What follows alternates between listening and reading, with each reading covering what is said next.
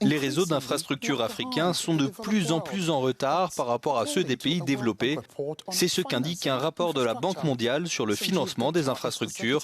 Sanjeev Gupta est directeur exécutif des services financiers de la Société financière africaine, qui a notamment pour mission de répondre aux besoins en infrastructures du continent. Il nous rejoint en direct depuis Lagos au Nigeria. Sanjeev, merci d'être avec nous. Tout d'abord, en tant qu'institution financière de développement panafricaine, quel est selon vous l'état actuel des infrastructures sur le continent, particulièrement en cette période ?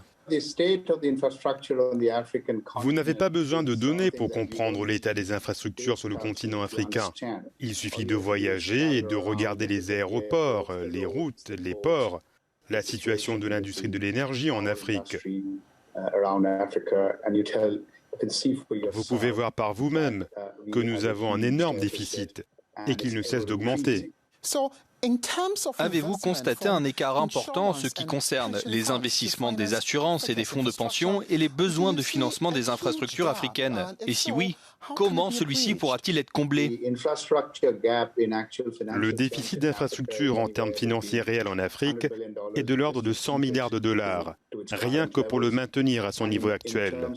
En outre, en termes de ce qui est nécessaire pour atteindre certaines moyennes auxquelles le monde aspire, nous envisageons des investissements de plus de 1000 milliards de dollars dans les infrastructures.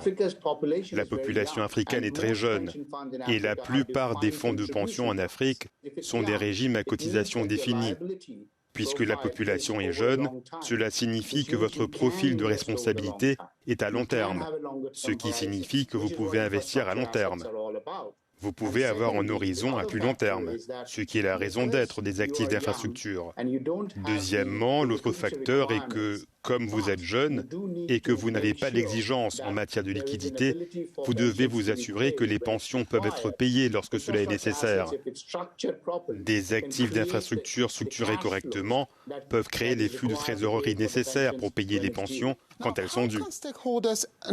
Comment les actionnaires peuvent-ils s'y retrouver dans les investissements en infrastructure dans cette période post-pandémie?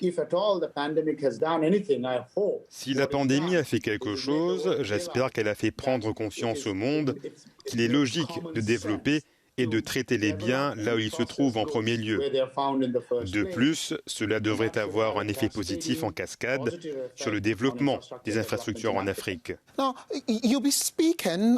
Vous serez un des intervenants de la conférence sur les fonds de pension et les investissements alternatifs en Afrique 2021. En tant que sponsor de la conférence, quelles leçons espérez-vous que le public retiendra? La plupart des fonds de pension en Afrique sont des régimes à cotisation définis, ce qui signifie que la pension que vous recevez est en fonction du rendement des investissements que vous générez. Personne ne vous donne un fonds de pension garanti. Ainsi, les administrateurs, les consultants en allocation d'actifs, les gestionnaires de fonds, les employeurs doivent par définition encourager les fonds de pension à investir dans des actifs réels qui génèrent des revenus réels au fil du temps. Sanjeev, merci d'avoir été avec nous.